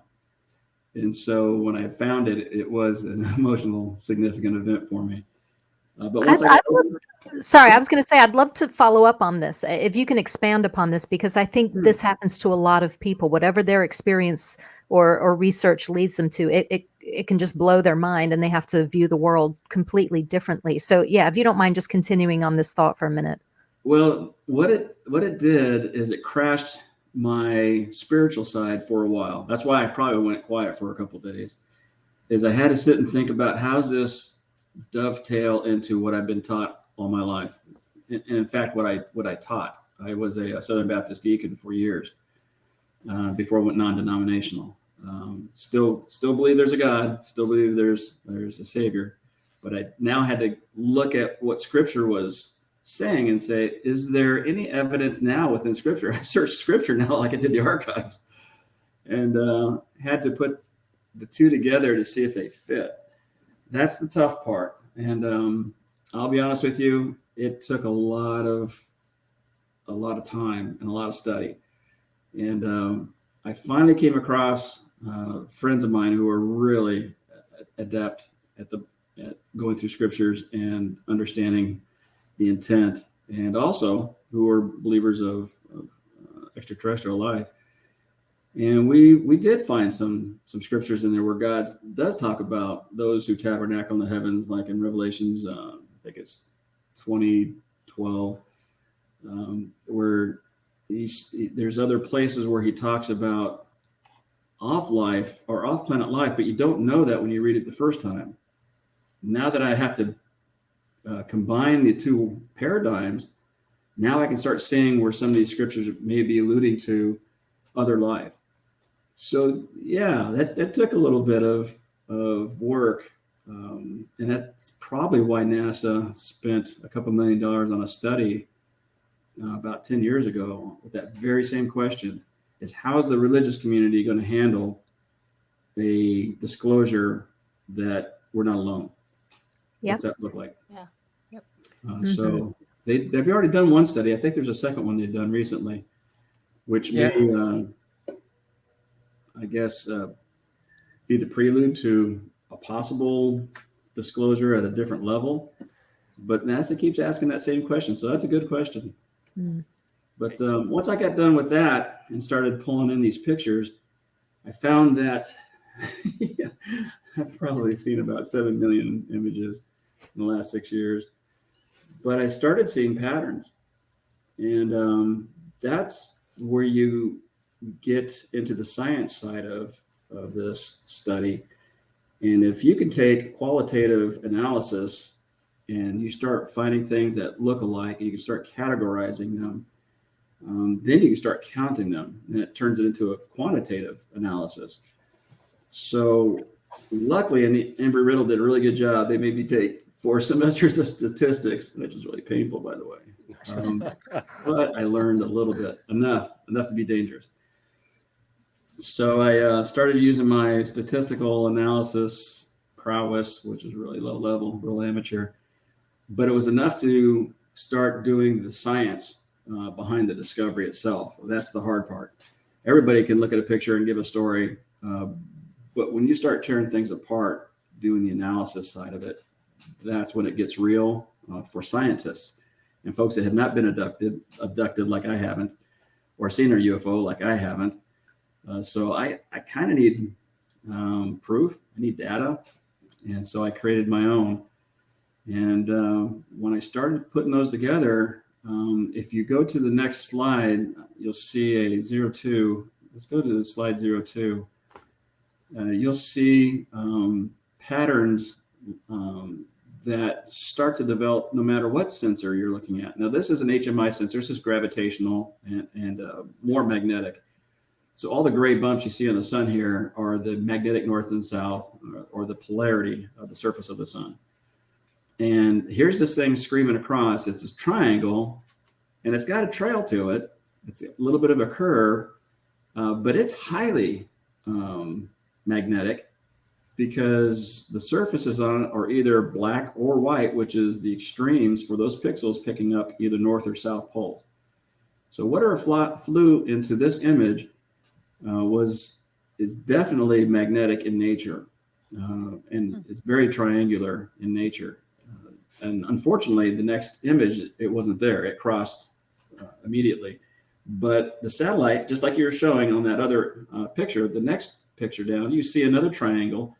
And I'm zoomed in. The sun is in this image, but I zoomed in because you could see 3 little specks off to the side. And you don't notice it when you're just going through the archives. You really have to pay attention to what is sitting by the sun, and then start zooming in to say, what on earth would be sitting by the sun at the 171 angstrom spectrum, which this one is, and how come it's only in one image, and how did it get there, and how did it get past the camera so fast?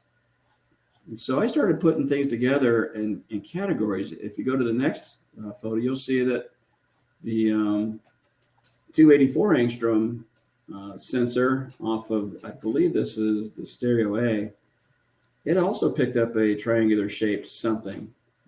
And again, the surface of this something may not be producing any visible response to the sensor. That's probably why it's black.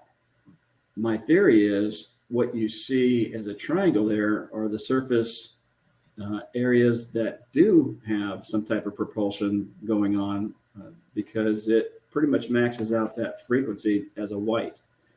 The sun is the target for this particular frequency, but the object next to it actually has more of that frequency and is no longer yellow, but showing up as a white pixel, which indicates to me is a propulsion point, more likely. So this craft, which is about the size of the Earth, maybe Earth and a half, if this was sitting next to the sun, is got several points of propulsion on the surface of the craft itself. We just can't see the craft. And if you go to the next image, you'll see one in a different frequency. This is a 195 angstrom. And when I say angstrom, I'm talking frequency for the particular sensor to look at this, look at the sun. So I'm showing you different sensors are picking up similar shapes that are by the sun that you can start to put into a file called triangles. Now, did I identify the object itself? No, I did not. But in qualitative analysis, it just has to be similar in nature enough to the next piece of data that you could say these have characteristics of 3 sides. And then you put it together. As you go through the slide set here, the next picture will show you something that is not even close to the surface of the sun. Because sometimes I get people say, well, that's just a CME. It just came off the sun. No, there is no connectivity whatsoever of this triangle to that surface of the sun, because there's no plasma trail. There was not a filament. There's nothing that led up to it in the previous images, nor is there any evidence of it in the images to follow.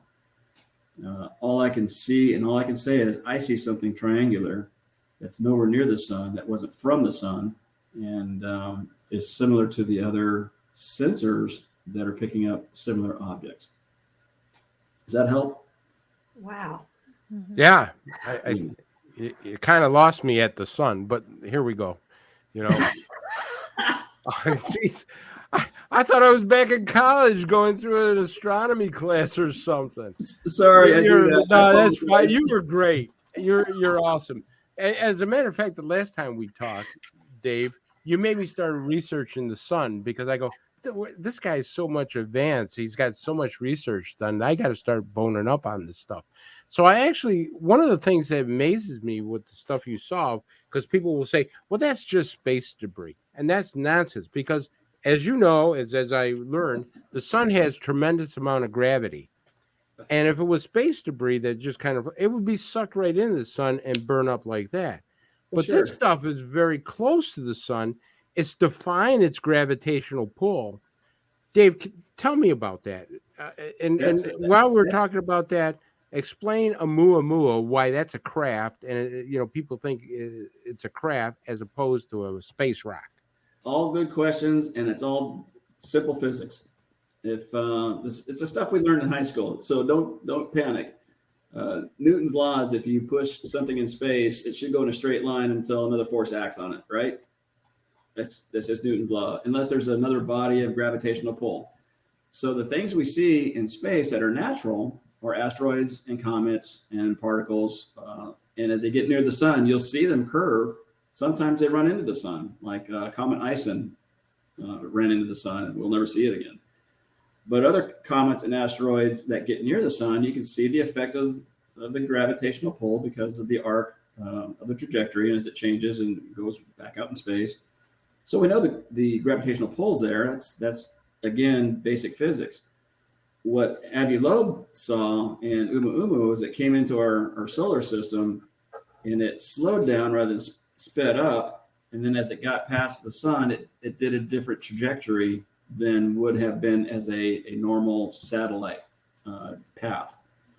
So when they try to model where the thing's going to go, and all of a sudden it doesn't fit the model and it does its own thing, and it has both trajectory change and speed change, it has more intelligent characteristics than natural characteristics. And that's why Avi Loeb made his statement, said, this is more like an alien spaceship because it's doing things that are not natural for an object in space. So my pictures that I'm finding, I can track comets, I can track asteroids too. I have those images. As part of my presentation, when I do conferences, I show that. So there's a comparison. So people go, oh, that has a little bright dot and a nice tail. Yeah, that's what a comet looks like. It's what an asteroid looks like. But my 90%, maybe 95% of my images, there's just one image. And it's not a series of images as you watch the comet or asteroid interact with the sun's gravitational pull. It's just there and it's gone. Some of the pictures I have are interesting. We'll get into that here in a little bit because they stay at a certain distance away from the sun in one spot and then leave. Not natural, because it should be sucked into the sun. Even if it found an equilibrium, how did it get away from that? How did its space shoot itself back out? What was the component that made that propelling away from the surface? So good question. Basic physics that we have a handle on today helps us to determine, is this a natural object or is this something that's being driven intelligently? And I did have to do a paper. One of my good professors who was mentoring me in this said, now you have to write me a paper, and it's for credit for class, on all the artifacts that you have to deal with solar satellite imagery. So I had to go in, and luckily I had an electronics background in the military, and discern what cosmic rays look like, striking a CCD image or a CMOS image, how the system's built. Most satellite lenses have 4 quadrants to them. There's actually 4 cameras in one lens, so you can see each one of the quadrants, and they fire off at just milliseconds between each other. But I had to learn all the things that goober up an image, like a cosmic ray, like program compression, data drops, from deep space networks that don't just get the data there. You get a big square in the middle of it. Beautiful picture, this big dark square. Well, it's not a UFO. That's just data that's missing. So I found that all the UFOs I thought I was seeing shrank really quick as I learned all the artifacts that these sensors deal with, on a routine basis. That was actually going to be my next question to you, is what do you say to people that say maybe they're just saturated sensors or, plasma blooming or natural things like that? And it sounds to me like you've really done your work there. So you kind of... It's exposure to all of it. And that's the key. Mm-hmm. If I were to turn you guys on to the data set that I look at, let's say the SDO NASA website, and I put you in there and let you start looking at stuff, you would see a bunch of UFOs. That would be your conclusion. Once you start looking at the literature, even NASA puts out on each of their solar satellite systems, they'll put out literature on what to look for that goobers up the picture. Mm-hmm. And so they give you a artifact list, and they show you the artifacts as it comes in. You go, this is dust on the lens, and there's one of the sensors actually has a little piece of filament on it. You go, oh, it's a UFO. No, it stays there for every picture every day of the last 10 years. Not a UFO. But if you look at one picture, you go, oh, that little triangle is a picture, or is it a UFO? No, you've got to look at about 1 million of them and realize it's not. Yeah. Certain camera artifacts happen. For the sun, it's perfect on the side of my face right now. I don't have my curtains up, but certain artifacts have to be studied. Otherwise, everything's a UFO, and you'll just drive yourself crazy. Well, David, there's also something, I may not be saying it right, but something called the Gestalt principle. Am I saying that correct? Yes, and that's something that you do factor in when you're looking at all of these images. Can you do like a very fast explanation and how, for the critics, that you are factoring that in? Yeah, exactly. Well, how do I know it's a UFO, right? I'm using my cognition, but how do we know? That's interesting because way back in the early 1920s and 30s, there was a group of psychologists that asked the question, how do we know anything? How are we picking up this environment that we live in? And it was a Gestalt group. I don't know what that word means. I wish I'd done more research on it, but they produced an enormous amount of data on how we process as humans shapes and sounds and all the senses that we use to traverse and get around in our world. They produced a step-by-step, this is how your mind works, and it applies to everybody. So they gave general principles like proximity. When you see two objects that look similar and they're next to each other, you say, well, they're probably similar because they're next to each other. Or if you see a picture, some of the illusions where you see a panda bear, but you only see parts of the panda bear. It's not the full thing.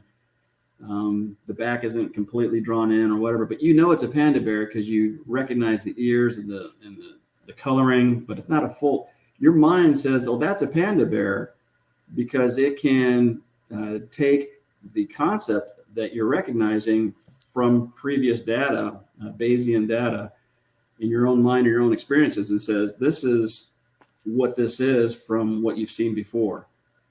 That's not what I'm doing because the stuff I'm seeing is not anything I've seen before. So it's just the opposite. But I have to know everything that is common. So when you learn about the artifacts, all you're left with is, if this is not an artifact within the image, then what is it? And if it has a basic shape to it, like a triangle, then it's probably not man-made, and or it could be, but it's probably not nature-made, I should say. Yeah. But it's either, and when I have a theory about that. All the triangles I just showed you, I think it's an inferior race. Most of the stuff that's really incredible, doesn't have a straight side to it. So let me put that on the record for those who have these rounded, weird craft. You're gonna really piss off the people flying the triangles. I know. I shouldn't even worry about Men in Black now. But if you go to the next image, I think I had down there, it goes into different. Yeah, there's one. It goes into different shapes that are like crosses that shouldn't be near the sun. If you go to the next image, you'll see they're just not normal. That is not an asteroid, and that was only in one image. So it's not an artifact of data. If you go to the next one, you'll see there's another cross. If you go to the next one, you'll see that I can start categorizing things like this one's coming out of the sun and it goes straight out. Now I know what CMEs are and how they develop and how they release energy, but there's these objects that from time to time, if you go to the next one, actually come out of the sun and create trails behind them. They're not CMEs. There's something that is projected away from the sun that leaves a trail. That's a different category. So at this point, you start putting these together in a single file, as I have, and call them departures. I don't know what is departing, but I know something's departing because it's only in one frame. The next frame, it's gone. CMEs will develop and go. And this is a massive one. This one's interesting because it stayed around for a couple of hours, if not a couple of days. And it was so massive. A CME, it looks just like a CME coming off the surface, but it stayed. CMEs ebb and flow. They don't hold a spot like this for more than a few minutes. And you can see the progression between images. And this one looks the same for the 10 images I have. If you go to the next image past this, you'll see two of them. Now you can't tell on that second one to the right how it left the sun if it was a CME. but I know it's not a CME because it lasted a day or two.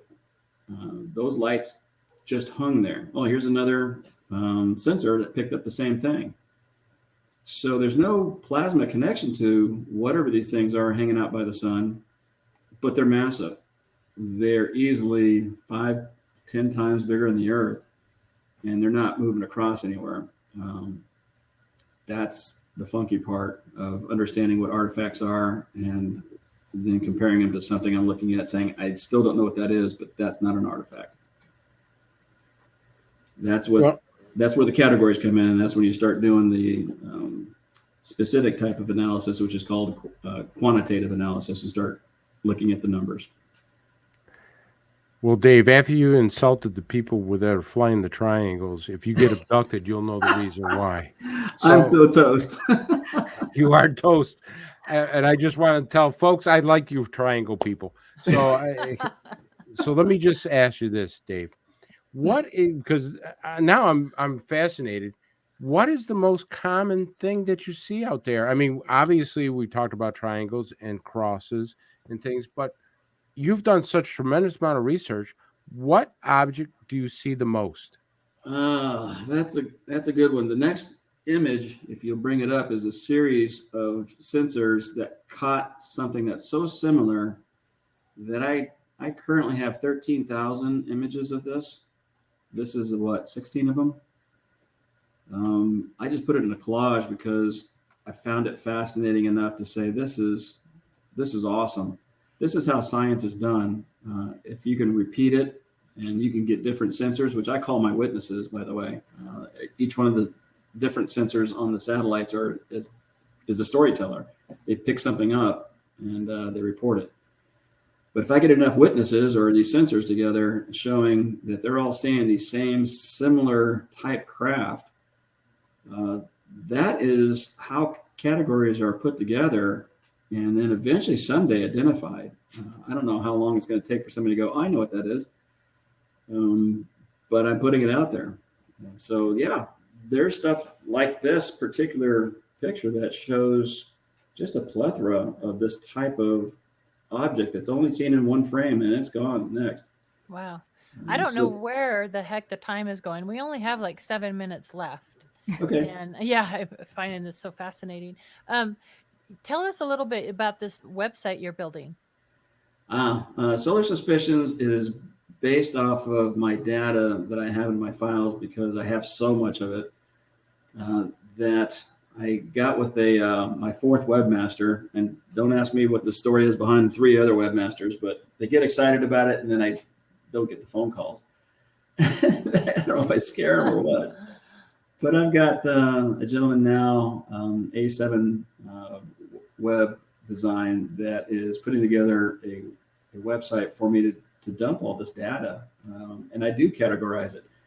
If you go to solarsuspicions.com, you go to the database, you'll see it pull down and you can maneuver through the pictures, but there's a filter button at the top left that will give you all the categories that these things are listed by. And I've got swarm, flying formation, massive, triangles, solar centric. That whole collage you saw earlier, I call solar centric. I don't know what they are, but they're associated with the sun, at least for my research. So you can look through my website, and it's not 100% done. It's got some back end issues that need to be tightened up. But as far as the general public, if you want to go and take a look at it now and go through some of the images for yourself, absolutely. I have 1,200 and I think 36 images currently on there. And the intent, once I'm up and running, is to rotate the images in and out, mostly in, of significant finds so people can take a look at it and do their own research. And come back and tell me I'm wrong. Well, that makes me want to ask you, you say people can do their own research. I understand that NASA has not shut you down on any of this. And like Katie said, we've only got a few minutes left, but there might be people watching. They're like, how do I do this too? How do I access some of the things that you've been able to see? Can you walk us through those steps a little bit? Kind of. If you go to the very first picture on 000, first image that I put up there, NASA has 3 websites: SOHO, Stereo, and SDO. If you just Google, let's say SDO, which is the latest and greatest, it's got the best pictures, even though Stereo has some really funky ones. Go SDO and Google SDO space NASA. It'll take you right to the website. In there are archived movies and archive images from those movies. And how I do it is specifically as I open up the day's worth of movies, and I take a look, maybe a couple of days worth of movies, and I just watch the movie. And so if it gets me through a 24 or 40 hours worth of images, and I don't see anything, I go on to the next sensor. There's plenty of sensors to choose from. And once I find something within that movie that flashes, while I'm watching it, you'll see a spark. It looks like just a little light somewhere. It's not a part of the sun, but it's just a quick snap. I'll stop the movie, go back to that image, and then dive into the separate images associated with that date time group, pull it out, zoom in on it, and see what fish I bring up. Yeah. That's pretty much it. Are you still working with any of your initial professors that you showed some of this work to, or are you kind of rogue on this, or No, I had plenty of support at Embry-Riddle. I actually did a presentation in our new conference room on this subject. They didn't shirk at it at all. And even my professor, when I did my master's thesis on it, when I proved, sorry, you can't use the word proved in statistical analysis. When I showed there was a significant event happening within my data, it wasn't, 5.0 times 10 to the negative 2. It was like 7.7 times 10 to the negative 29. Almost went off the scales for the timing I was looking for, running some Fourier transforms and blah, blah, blah. It gets gross. But my paper ended up showing that I could pull a timing out of a specific UFO that was going by a specific sensor on the stereo, which is 64 million miles away at the time of when I was grabbing my data set. It wasn't anywhere near the Earth. And he sat down and said, yeah, that's unusual. And that was it. And the 8 other guys in the room just got quiet. Yeah. So data speaks a lot. And I got a paper. As soon as I get my paper up on the website, you'll be able to read through it. So any other questions on that? Did I answer the question? I bet those guys have grants they have to hold on to, so they can't say very much. Yeah. They do pat me on the head and say, keep going. And then they're like, shh. All right. So, yeah. Dave, in 1 minute, what do you think of disclosure? For me, it's already happened. Politically, it hasn't happened at the right level. And I think you and I had talked about this once before. The day that one of the presidents of one of the countries introduces an alien and they give a joint conference, that'll be a good day. Yep. Until then, it seems like everybody in the government, outside of government, saying, hey, we see it. It's right here. Why don't you guys say something? There is such a dark side to this government. Trust me. I've had a clearance. Oh no, that's show number 2 there. Yeah, the dark side. The dark side. Just know everything that's out there, it's government related, even NASA. And NASA has a dark side to it. They have a light side, but they have a dark side. Same thing with the military, same thing with our government. It's yin and yang all the way through. Been there, done that. Yeah, it wouldn't surprise me. I mean, nothing is going to surprise any of us at this point. Like, I think 2022 Alien coming out, we'll all be like, yeah, what next? I mean, we're all like there. David Toon, you have been an amazing guest. Thank you so much for all your service and all our service members out there that serve. Yeah.